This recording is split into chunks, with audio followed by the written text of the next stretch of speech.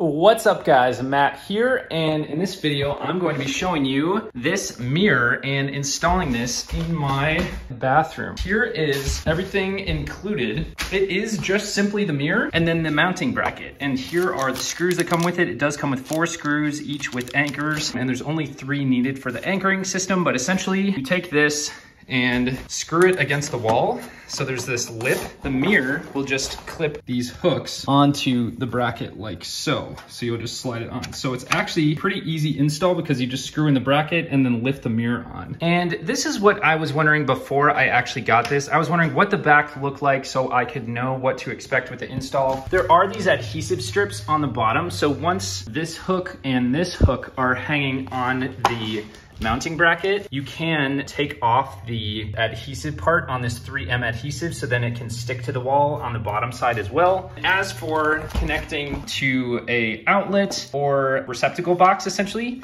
it does come with this bracket here, which by default will be connected on this black wire. I actually just went and bought myself a extension cable and just cut it there so I could use this end. Since I happen to have an outlet right on the walls, I would just rather plug into the outlet and it'll make install a lot safer and easier too. So I just wired these in with wire nuts. I just found it easier and faster. With taping it up, I was totally cool with that. This is a pretty handy system too. You'll just need a small screwdriver for this where you can put your neutral, ground, and hot in here and just make sure they line up the same on the other side, and then drop this back in here, and then you could screw this back in. That way it's all protected and not going to be touching each other. You could just totally bypass this and just straight up hardwire this into your receptacle box too. So that's another option. Let's throw on the mounting bracket. So I already measured even where I want this. And one thing to note, mount the mounting bracket 3 inches under where you want the mirror to be, because there's exactly a 3-inch gap from the top of the mirror to the top of the mounting bracket. That way the mirror will be exactly where you want it in the end. I also found another little hack. The actual padding for the mirror is the same size as the mirror. So I could kind of gauge where I wanted the height.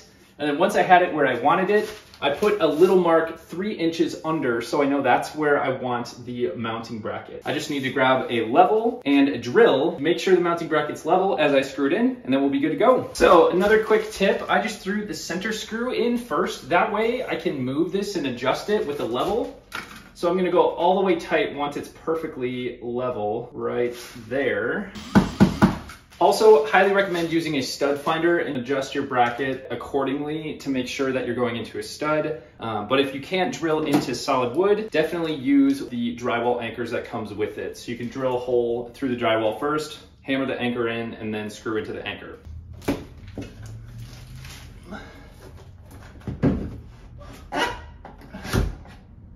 All right, it is fully installed. So now I want to show you some of these features. Here is the 3x zoom. As you can see, it's really focused and captures just so close. It's great for doing makeup or flossing or really close details. Push on the glass here.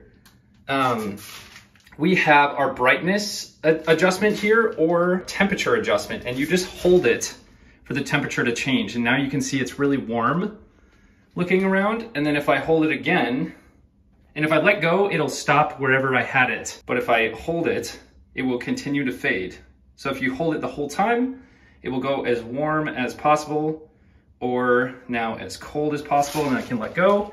And then same thing with this left button. If I hold that, watch the brightness go down. As I'm holding it, I can let go as soon as it's where I want it. But in general, I like it really bright. And then this third function here is the anti-fog. It will auto turn off in an hour. So I think this is absolutely brilliant for taking showers and whatnot. You can turn it on before you shower, and as long as you shower less than an hour, it'll have that anti-fog feature on, and you'll have a clear mirror to do makeup, get ready, and so on. Here's a closer look on the outside. These are the lights that has a built-in diffuser around. So this is a nice hard surface that's covered and protected, and same with this as well. Instead of the tip of your finger, use like this flat part here where my finger's like falling apart. Seems to work a lot better. So, and you can use either of these as an on or off toggle, and it does memorize whatever setting you had on it. I'm so pleased with this. Hopefully this shows you exactly what to expect with this 36-inch by 24 mirror. I am stoked about it. I will catch you guys on the next one. See ya.